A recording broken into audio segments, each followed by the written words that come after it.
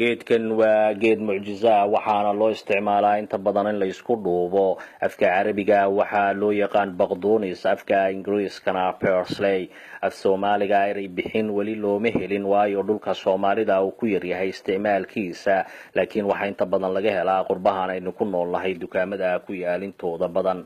Haddaba haddii cunadu kula fogaatay hungurigaaguna ku ciilay, xaydh fara badanina ku kortay kaliyuhuna ku fideen, hala yaabin weedhaha uma baahnid in aad jiim gasho lacag badan ku bixiso. Waxaad muddo gaaban gudahood ku jari kartaa xaydha kuna soo noqon kartaa dhooba dhexyartii lagu yiqiin. Haddaba sidee loo isticmaalaa geedkan? Waa si sahla.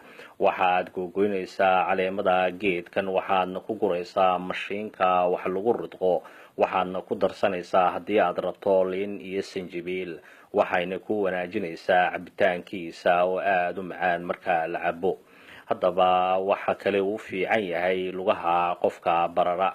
Walaal sii sheer garee si ay uga faa'iideystaan walaalo kale oo dhimban.